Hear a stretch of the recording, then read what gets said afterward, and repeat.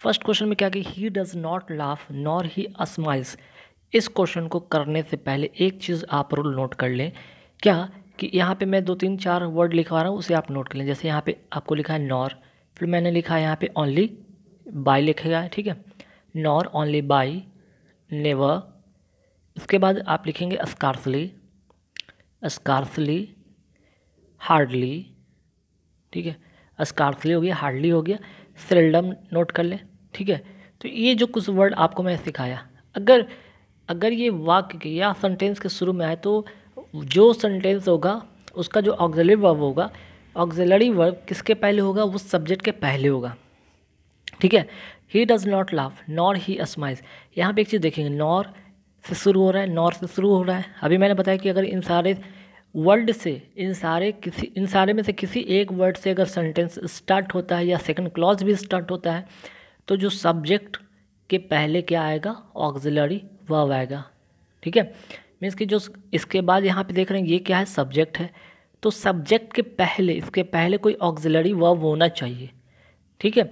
इसमें नहीं है, नॉर ही स्माइल्स, यहाँ पे ये चीज़ एरर है, यहाँ पे इसको आपको सुधारना है, मीन्स कि इम्प्रूव करना है। मीन्स कि नॉर के बाद क्या लगना होगा, यहाँ पे ऑक्सिलरी वर्ब, तो नॉर के बाद क्या होना चाहिए, ऑक्सिलरी वर्ब। आपको यहाँ पे डज दिख रहा है, आप इसे टिक करेंगे, ठीक है। Nor, only by, never, scarcely, hardly, seldom, आपको 5 6 वर्ड मैंने बताया, इनसे स्टार्ट होगा सेंटेंस, तो इसके जस्ट बाद कोई ना कोई ऑक्सिलरी वर्ब आएगा, सब्जेक्ट नहीं आएगा। अगर सब्जेक्ट आ रहा है तो उसके जस्ट पहले आप ऑक्सिलरी वर्ब लगा देंगे, ठीक है। आपने यहाँ पे रूल सीख लिया।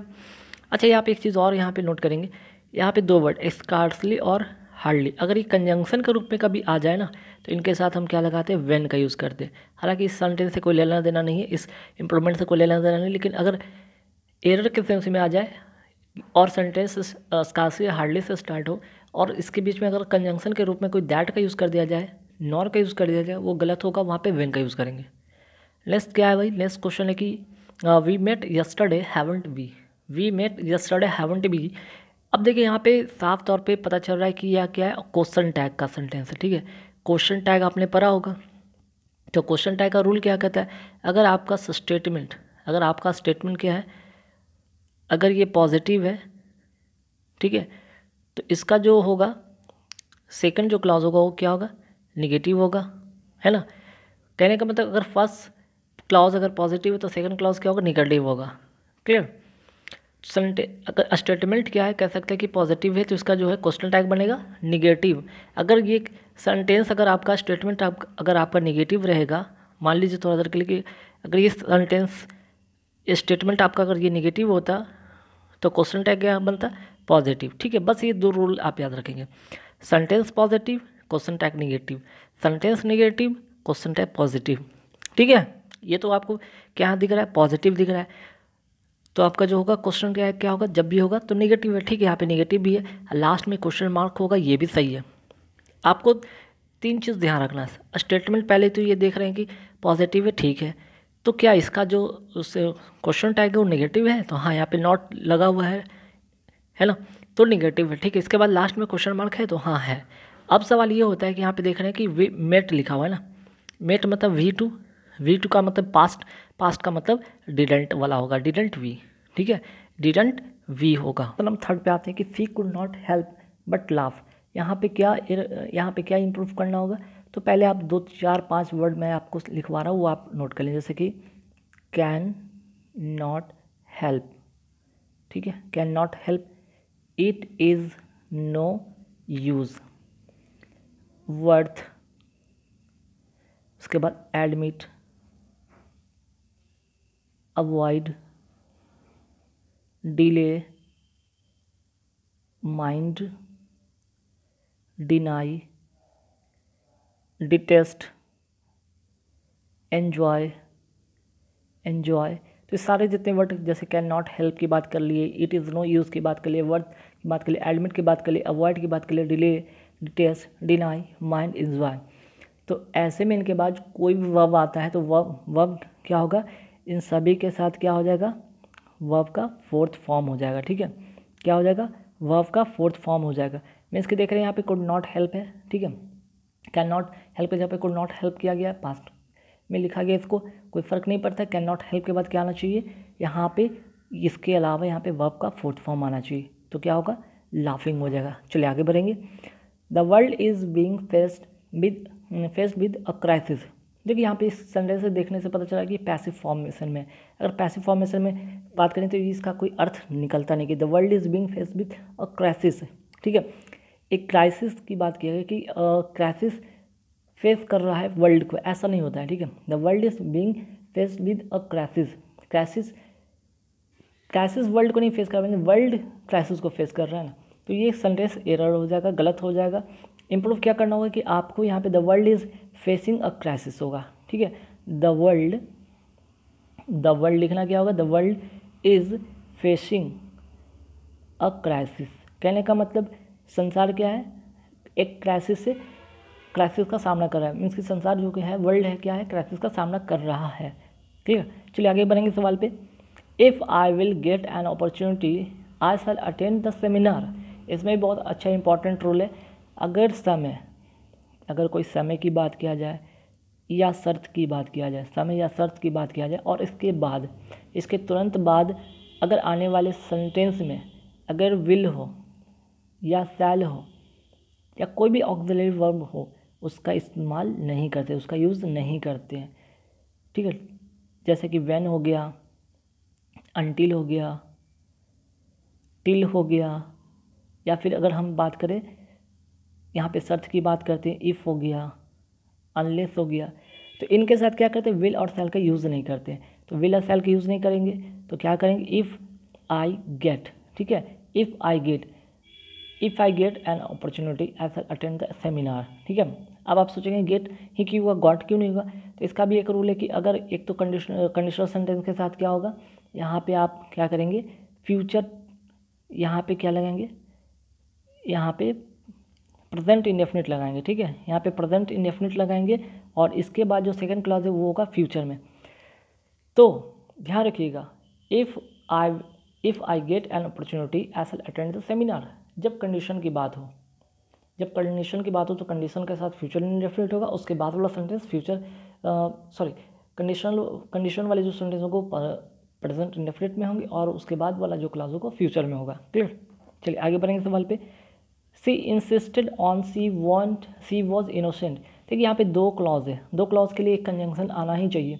ठीक है, आना चाहिए, तो यहाँ पे कनेक्टिविटी के तौर पे हम क्या यूज़ करेंगे, दैट का तो यूज़ करेंगे। ठीक है, दैट का यूज़ करेंगे, तो सी इंसिस्टेड होगा। ठीक है, इंसिस्टेड ऑन नहीं होगा, यहाँ पे दैट अगर यूज़ करेंगे तो ऑन नहीं यूज़ करेंगे। ठीक है, क्योंकि अगर ऑन करेंगे तो इसके बाद का जो सेंटेंस होगा वो स्ट्रक्चर बदल जाएगा, सी इंसिस्टेड ऑन हर इनोसेंस हो जाएगा। क्लियर, वहाँ पे ये चीज़ नहीं करेंगे तो यहाँ पे कनेक्टिविटी के तौर पे दैट करेंगे और इंसिस्ट के साथ यहाँ पे कोई प्रीपोजिशन आएगा नहीं। She insisted that she was innocent. Clear, तो क्वेश्चन में छठा समझ में आ गया कि सी अगर यहाँ पे एक तरह से कह सकते हैं, यहाँ पे दो क्लॉज को कनेक्ट किया गया है दैट से, और दैट के पहले यहाँ पे कोई भी आप प्रीपोजिशन का यूज़ नहीं करते हैं। ध्यान रखिएगा, क्लॉज के पहले कोई कनेक्ट होगा, दैट का कनेक्टिविटी हो रहा है, उसके पहले कभी भी कोई यहाँ पे प्रीपोजिशन का यूज़ नहीं करेंगे। क्लियर, नेक्स्ट जो क्वेश्चन है कि the other shook their heads and made वेग नॉइजेस ऑफ अप्रूवल। अब यहाँ पे ध्यान दीजिएगा, यहाँ पे क्या हो रहा है कि the other their heads and made वेग नॉइजेस, है ना।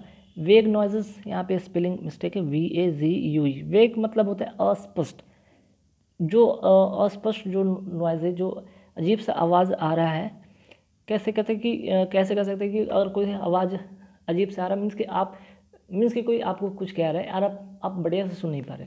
अगर आपको कोई कुछ कह रहा है और आप बढ़िया से सुन नहीं पा रहे, लेकिन उसको क्या कर रहे हैं कि उसको मना भी नहीं कर सकते, बुरा लग जाएगा। इस सेंस में आप क्या करते हैं, हाँ हाँ ठीक है, सुनाई दे रहा है ना, हालांकि आपको सुनाई दे रहा नहीं, तो इस कंडीशन में आप क्या करते हैं, हाथ सर घुमाकर हल्के फुल्के में हामी भर देते हैं। हालांकि आपको ये ऐसा होता, सुनाई देता नहीं ठीक से या सुनाई नहीं आ रहा होता, फिर भी आप उसको हामी में भर देते हैं। हामी भरना, तो ऐसे कंडीशन में हम क्या करते हैं, यहाँ पे सुक नहीं करते, यहाँ पे नॉडेड की बात करते हैं। Other nodded they heads and made वेग नॉइजेस ऑफ अप्रूवल। ठीक है, जो वेग नॉइजेस आ रहा है वो भी अप्रूवल के तौर पे कहते हैं, हाँ भाई ठीक है, सब सही है ना, जो है सही है। तो यहाँ पे नॉड अगर हेड की बात करते हैं, इसका मतलब होता है हामी भरना, हामी भरना। चलिए आगे बढ़ते सवाल पे। My father has been advise to reduce smoking. देखिए स्मोकिंग के साथ रिड्यूस नहीं होता है, ठीक है, स्मोकिंग के साथ होता है कट डाउन करना। कट डाउन करना मीन्स कटौती करना, कि आप क्या करें स्मोकिंग में, क्या करें, कटौती करें, ठीक है, रिड्यूस नहीं करना होता यहाँ पे। My father has been advise to reduce, नहीं cut down smoking. Clear. Next question क्या है कि listen attention to what I say. ध्यान से सुने जो मैं कह रहा हूँ, ठीक है। इसका सेंटेंस में पहले यहाँ पे देखिए, ये सेंटेंस में लिसन क्या है, यहाँ पे एडजेक्टिव है। लिसन क्या है, एडजेक्टिव है। तो सॉरी, लिसन एडजेक्टिव नहीं है, यहाँ पे लिसन क्या है भाई, यहाँ पे वर्ब है। तो अगर लिसन वर्ब है तो इसके बाद जस्ट बाद क्या आना चाहिए, यहाँ पे एक एडवर्ब आना चाहिए। वर्ब के बाद एक एडवर्ब आना चाहिए, है ना, क्योंकि वर्ब को क्वालिफाई कौन कर रहा है, एडवर्ब कर रहा है। तो अटेंशन ना होकर क्या होगा, अटेंटिवली होगा, ठीक है। एलवाई वाला ढूंढे और टिक कर ले, listen attentively to what I say. और नेक्स्ट क्वेश्चन पे आता है कि मेनी अ मैन, ये क्वेश्चन भी काफ़ी इंपॉर्टेंट है। Many a man have died of cancer. तो देखिए डाइड के साथ तो याद रखिएगा यहाँ पे प्रीपोजिशन होता है फिक्स। एक तो मैंने सिखाया था डाई ऑफ, ठीक है, डाइड के साथ फिक्स प्रीपोजिशन लगता ही लगता है, ये तो दिमाग में रखें। दूसरी एक चीज़ और ध्यान रखिएगा, मेनी ए का एक रूल है कि मेनी ए